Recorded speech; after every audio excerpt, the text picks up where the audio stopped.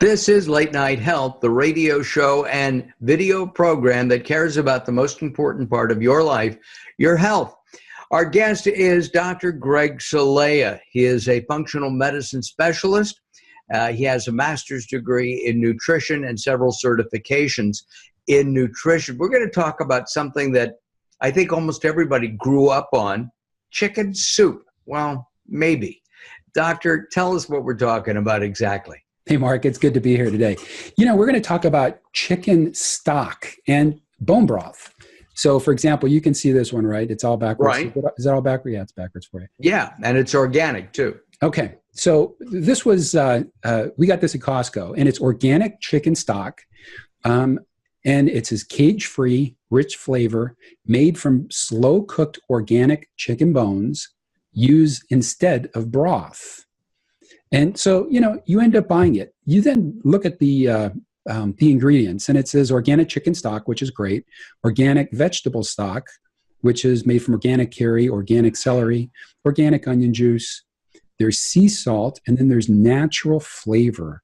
There's that ugly thing that we don't know what it is. It may just be, it may be good, and it may not be good. But, it would sure be great if they put in parentheses right next to it what it is, so you don't have to call a company to find out what the story is with this stuff. Organic turmeric concentration, which is a video we just did, organic ground bay leaves, and organic ground black pepper. So overall, if you look at it and you think, that's not too bad, but if you look at the label on the front, it looks okay, but you look at the side and it's like, I don't know. It's because of the natural flavors that you're concerned. Right. Why do I have to call the company up and find out what's in there? I shouldn't have to do that, right? Have you done that? No, I haven't. Okay. People vote with their feet, right? They just leave. Yeah. And so that's kind of what it is. So we went a little further and we found a different brand. This one's from Pacific. And, the front, they just show a picture of it, but they don't talk of all the little key points that the other one did. But it's, by the way, it's organic. Mm-hmm. And it says water, chicken, onions, carrots, celery, sea salt, spices, rosemary extract. That's it. So you can see that, I don't know the big difference in price between the two, but at least I don't have to call the company to find out what's in this stuff. And is it healthier? Who knows? And you never know. It's possible that this company could even make the other stuff.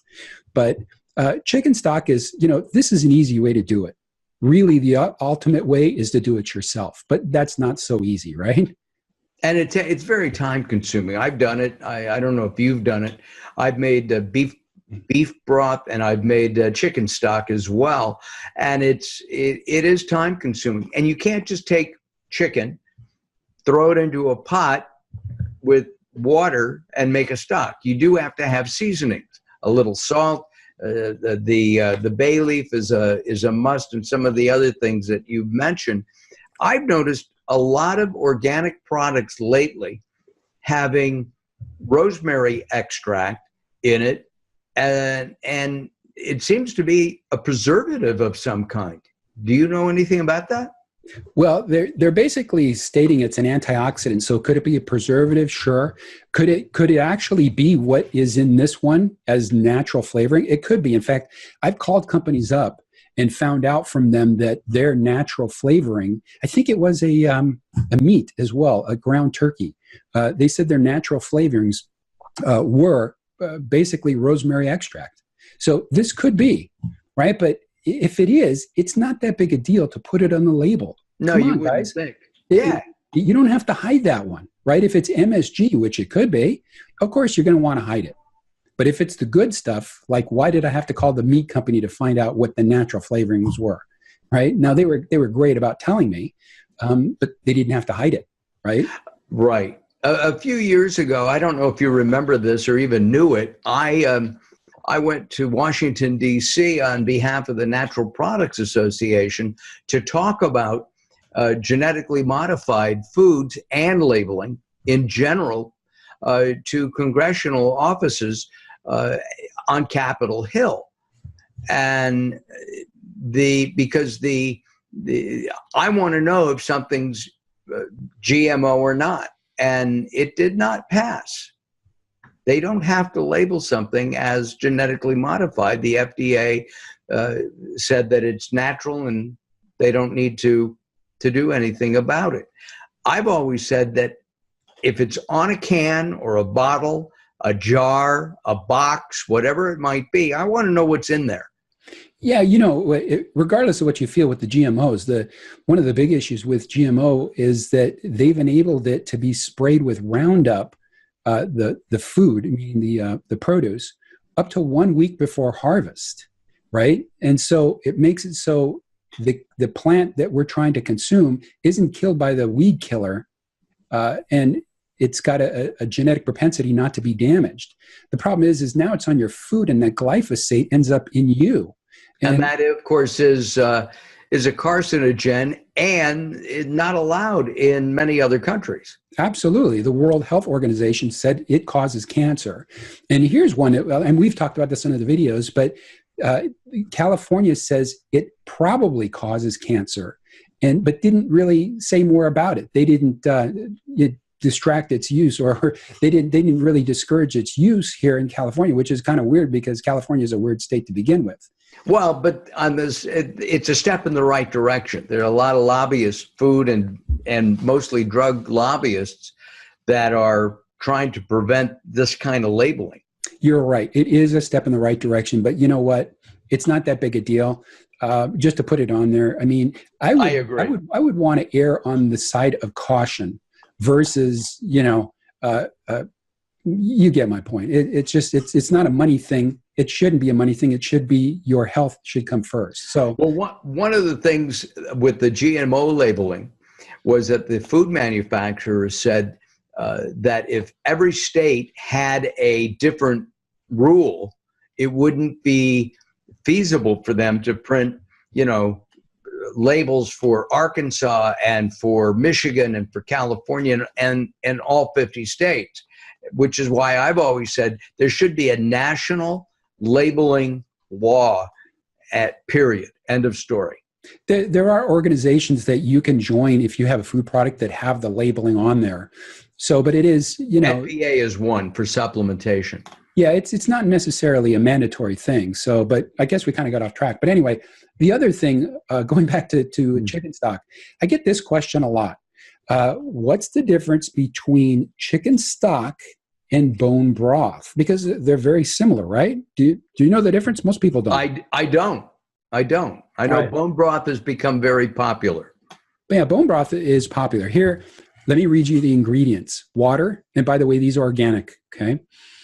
Water, chicken, onions, carrots, celery, spices, and here's where it is. It's cider vinegar, and then rosemary extract, which is an antioxidant.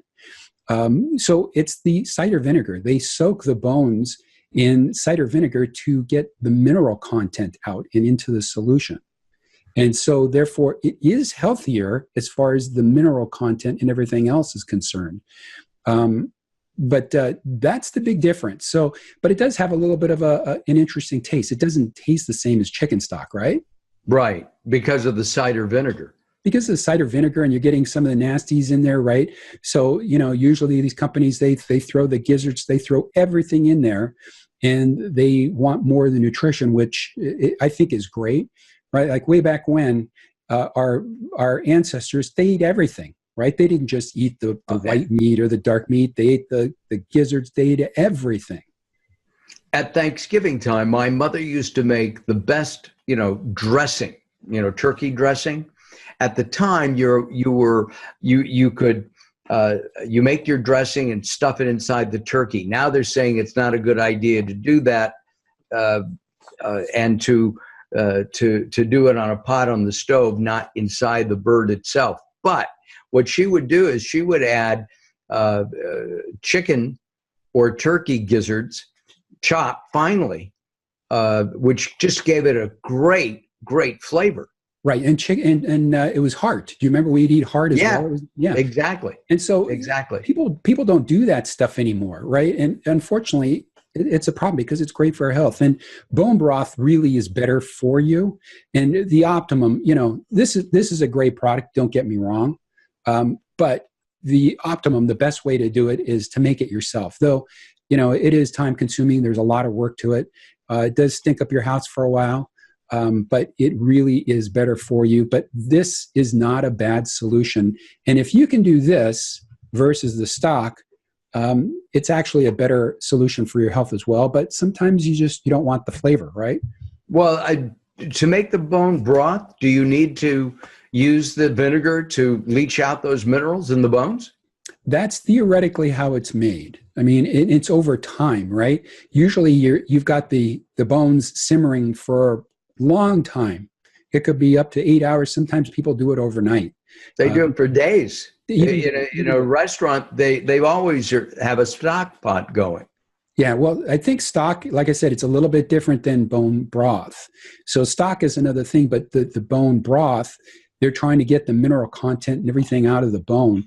And usually they can do it, like I said, 8 hours, 10 hours, days. It really depends. Got it. But it has a little bit of a different flavor, but it really is the best for you. And sometimes you can even mix the two, which is great. That way you get some of the benefit, but you don't get some of the interesting flavors as well. What about the bone broth supplements that have become very popular? Yeah, I don't know. I don't know enough about them. I don't, you start concentrating this stuff. What happens? I'm not 100% sure. I haven't seen any research.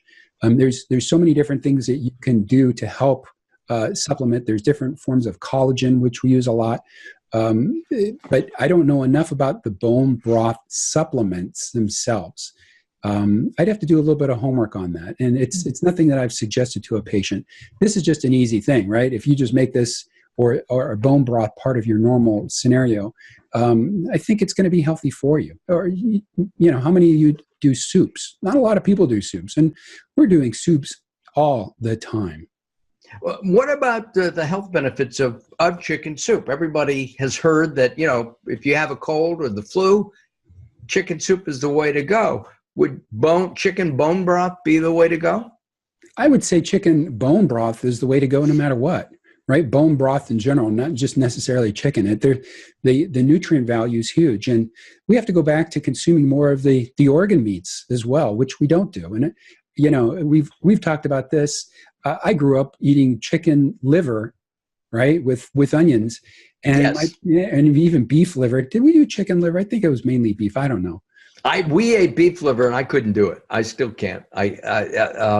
Chopped liver, chicken liver I can do, but beef liver still gets, the taste and even the smell and get to me. Yeah, I know it was something my parents did, and I don't know if they liked the flavor or they grew up on it, right? And we didn't grow up on that stuff. Well, I guess we did. But I didn't really care for it. And it's like, oh, no, we're having liver. When was the last time your wife made beef liver? Never. No, in fact, I think she did once or twice. Yeah. The kids won't eat it either. No. And it's got that weird flavor. It's not that bad, though, right? I think it's just the thought process of eating it. There's maybe so. I know that many old school restaurants still serve it. And as a tip, I was at 2 local Whole Foods in the last couple of months, and they have organic chicken gizzards. So hearts, liver, body parts, who knows what, but and they're inexpensive. So if you want to make your own bone broth, you could get it from there. It's inexpensive because nobody buys it, right? They're trying to get rid of all that stuff, but it truly is healthy for you. Got it. Well, Dr. Celaya, thank you for joining us today. Well, thank you. I appreciate it. It was fun. It was. If you want information on Dr. Celaya, visit him at drcelaya.com, drcelaya.com. Look around and be sure to sign up for your free consultation, 15 minutes with the man himself, Dr. Greg Celaya. I'm Mark Alyn. You can visit me at latenighthealth.com. That's latenighthealth.com. For Dr. Celaya, I'm Mark Alyn. We'll see you next time. Bye-bye for now.